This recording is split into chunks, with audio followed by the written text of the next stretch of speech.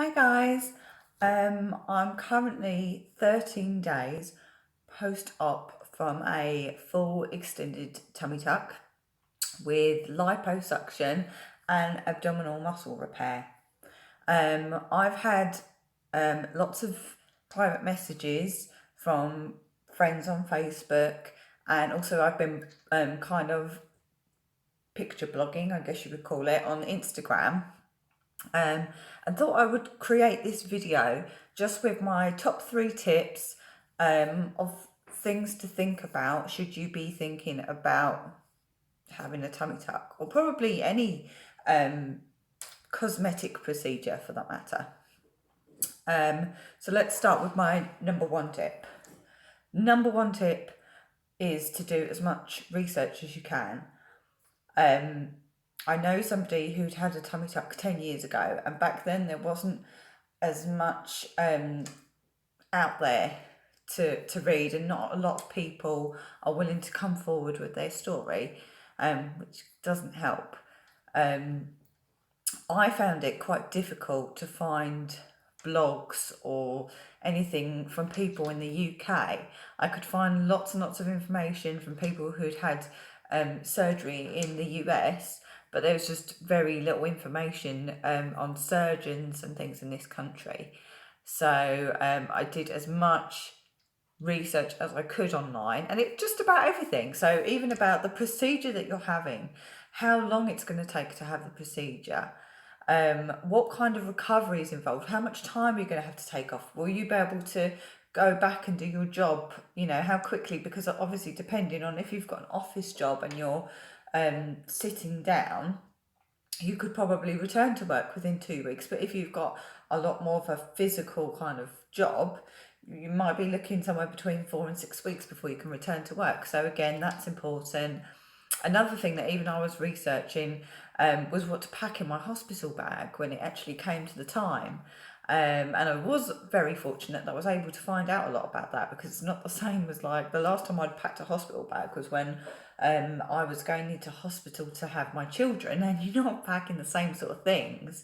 So I might even do a separate blog about that, because I picked up some really handy tips and have been able to pass them on to other people as well that I know.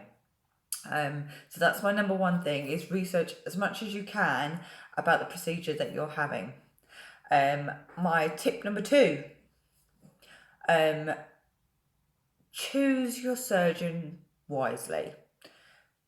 Don't necessarily go for the person who is the nearest to you. Don't just go to the first clinic because it's the nearest and settle for that. Don't go for the person that is the cheapest. You know, there's a lot of things to consider. For me, I kind of looked online to find as many reviews as I can. I found that part very difficult. But also went around and visited different cosmetic surgery, no, cosmetic procedures, surgeries, and I think as well, another big factor for me wasn't even just the surgeon, it's the place that you're going into, the clinic or wherever you're going into. Even that first point of call, and having worked in customer services myself, I know how important that is. So there was a clinic, I'm not going to name names, don't know if they were having a bad day or just the receptionist was having a bad day, but I went in and the receptionist was quite snooty and quite rude, and immediately I didn't feel comfortable. I personally chose to go with Transform, and the clinic that I visited was in Norwich, and because that's my nearest clinic, well, the nearest Transform clinic. And when I went in there, straight away, receptionists were lovely. Then I met the clinic manager, and it was like, as much as she didn't know me, she was trying to build a relationship with me and made me feel comfortable, made me feel that I could talk about my story. Because let's face it, if you're going for a big surgery or something like that, I was kind of ashamed of my tummy. My confidence was like rock bottom. I didn't have any confidence, so it was really nice to be made to feel normal, and like I had another friend, somebody I could talk to. So that made a big difference. And as well as that, it was the surgeon that I had. Now, I believe he no longer works for Transform, and he actually told me that I was his last surgery with Transform. But I had Dr. Tukoris, and I just found him so lovely. He was very, very honest. There were times when maybe I was a bit naive about the procedure, and he put me right on it. But I appreciated that, and I appreciated his honesty. And I just found him, yeah, he was professional, but he made me feel comfortable as well. So the whole team there were really great. And another thing that kind of ties in with that is that I was meant to have this procedure last year. Unfortunately, my mum at the time was terminally ill with pancreatic cancer. Um, I went for a checkup around May, the end of May last year. Kind of still had it in my mind for some reason that I was going ahead with the procedure. And I remember turning up, and the nurse, she did all her checks, but she was like, come on, let's be honest, you're not going to go through with this procedure. It's not the right time for you. You'll kick yourself if you are like kind of stuck in bed, or you're not very strong and you can't be there for your mum when she really, really needs you. And she was right. And it was so nice to have the support of the nurse and the clinic manager and everyone, just to kind of go, like, we know you really want this procedure, and we know it's all paid for and whatever, but that's fine. It's fine. You need to take this time. And I didn't feel pushed into it. I didn't feel like I was wasting anyone's time. They just handled the whole situation beautifully and brilliantly, and I could not be more grateful for that. And again, when I was ready to return, when I decided, um, it took me a few months. My mum passed away in July last year, and it took me a bit of time before I was ready to consider having the procedure again. Even though I'd paid for it, I knew that I wanted it. I needed some time. And when I was ready to come back, and I walked back in through the clinic, they were wonderful. They were amazing. Everyone was so lovely, and it was just like seeing old friends again. And they gave me a hug, and you know, I felt really comfortable, and I felt like I was in good hands. And even this year, the plans sort of changed with my aftercare this year, and I decided to recuperate for a little while at my sister's house, which is where I am now, and have a bit of time away from my children as well, because I didn't, in all honesty, know how I was going to recover from my op. And it was kind of, for me personally, just better to be here and have some time by myself. So the nearest clinic to where I am at the moment is the Maidstone, Transform Maidstone clinic. And when I said that this was my plan and this was what I wanted to do for my aftercare, it was no hassle. I felt like I was being really awkward and changing the plan. But it was just like, no, done, no problem, whatever you need, whatever you want. And the same in the hospital. I had my operation, had the procedure done at the Riverside Hospital in London, and nothing was too much bother. It was brilliant. I felt like a celebrity, so I can't complain. So I'm sorry that I've rambled on, but that's just one of the biggest points for me, was that it's so important to make sure that you're going with people for the right reasons. I've had people messaging me saying that they've got quotes for procedures in different countries, and they are considerably less money than what I paid for. But my questions are, how fit and well are you going to be able to get on a plane to get back home? What's your aftercare plan? How much do you know about the surgeon? Do you know anyone else who's had this procedure with this surgeon? Again, for me with Transform, I do know somebody who'd had a procedure with Transform, and they were very happy. So again, that's kind of a plus side as well. So yeah, my tip number 2 was to make sure you choose your surgeon for the right reasons. Number 3, and this is like my biggest kind of bugbear about the whole thing. Sorry. Right. Number 3. There is no easy way out. Okay? A tummy tuck procedure is not a guarantee for a flat tummy for life. I'm sorry if that bursts anyone's bubble. Can't talk today. It's just not. One of the things that I kind of appreciated with my surgeon, I'd kind of been on a weight loss journey for years, and eventually decided I want this procedure. So I think I've been sort of on and off of diets and doing lots of cardio for 7 years, and then I decided that I wanted this procedure, and obviously went and met up with the surgeon and things like that. And he kind of told me straight off that I needed to be fit and strong, you know. Not necessarily, he wasn't like, oh, you need to look. It was like, be as healthy and as strong as you possibly can.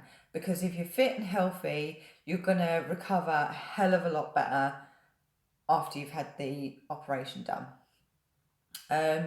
The other thing about that is that, like I say, it's not this isn't for life. It's not, I can't now go, oh, I've got a nice flat tummy. I'm going to go and eat donuts and eat ice cream and stuff like that. Because if I do that, the fat's just going to come back on. I had liposuction with my tummy tuck to help just to sculpt it and to give it a much better look. The biggest concern for me was firstly to get my muscles tightened up again, because I had basically the size of a fist kind of gap between my muscles and was causing me all kinds of back problems. So that was like number 1 priority. The second one was all the loose skin. You know, who's not going to go for the liposuction? You've paid a lot of money. You want as great a result as you can possibly get. But even having had the liposuction, the fat can come back. So once you've made that change and you've got into keeping fit and being active and being healthy doesn't necessarily mean skinny. But the sooner that you do that, the sooner you start to make the positive changes, and hopefully you have your operation and you continue to do that. It doesn't mean like you just eat salad all the time and you can't have alcohol and things like that. It is like things in moderation, but it's being sensible about it. The procedure's not cheap, you know. I mean, at the end of the day, you're worth it. So it's worth paying for. But I don't think it's worth paying for to have a flat tummy for like a year or 2 and then to mess it up. So even I am like absolutely itching to get in the gym, but I've got like another 4 weeks before I can even do that. And I'm just doing lots and lots of walking as much as I can at the moment. But yeah, basically, no excuses. I've had people that I've spoken to who have told me things like, I can't afford to go to the gym. I get that. I mean, there are gyms popping up all over the place, and I think it's always worth inquiring to see, you know, what the prices are. Don't just assume because you've been to one gym that their price like kind of fits all. That's not necessarily the truth. There's loads of different gyms out there, and then these days we have the power of YouTube, and you can easily look up a exercise video and stuff like that. I was doing it at home. I'd get up early in the morning, an extra half an hour before I would normally get up, and I used to do a cardio exercise, get my heart racing, and then I'd go and have a shower, and, you know, have my breakfast and get ready for work. It's easily done. You know, I've had people say things like, I can't go running because I haven't got trainers. Or like cardio doesn't mean you just have to go running. Like I said, you can do it in your house. There's so many things you could do. My other biggest regret is that I didn't start doing any strength training quite early enough.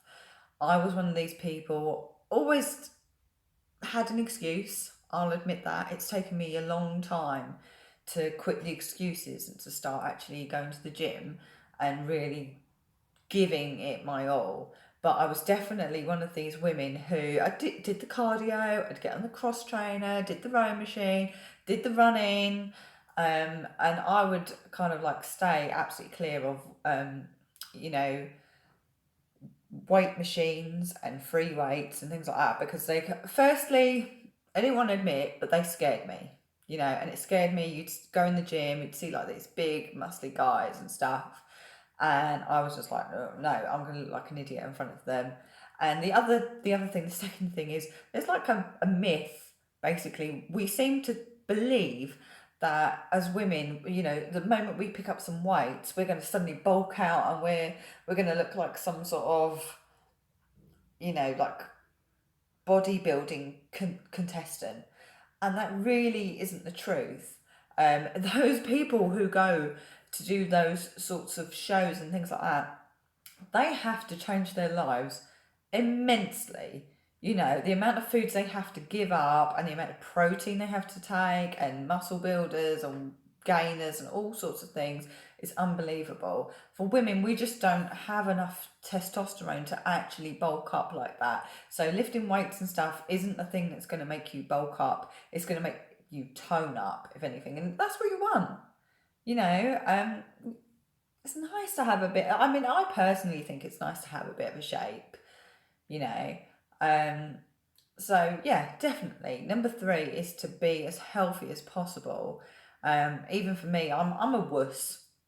I honestly thought, I mean, my surgeon, he did tell me that, you know, the first week he said to me, you're going to have this op, you're going to be in bed and you're just going to be getting up to like go to the toilet.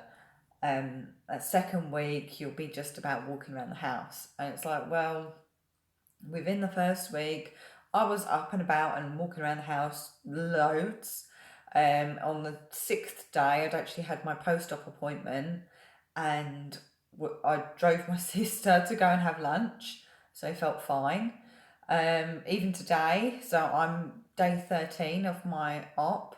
I've actually taken my nephew out, and we walked a mile, and we went to the park, and then we walked to local shops and got something for lunch, and then we walked back, and you know, as much as I was slow, so I'm not quite my normal walking speed, it was good. It was really good for me, and I didn't feel like some sort of invalid. But the only thing I can kind of put that down to is that I got myself as fit as I could. I may not have looked as physically fit. You know, I've been slimmer and stuff when I was younger, but I was definitely healthier than I've ever been in my life.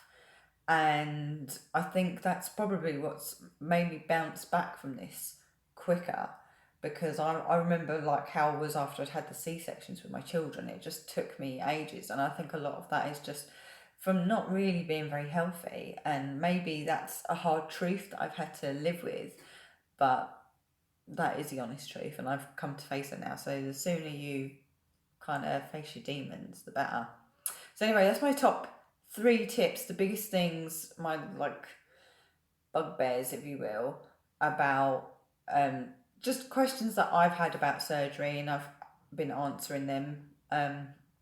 So if I've helped anyone, then great, because I know that there's just so little information online. Um, yeah, I won't keep going on and on, but thank you so much for watching. Take care. Please comment if there's anything that I can help with, and I'll try and get back to you. Bye.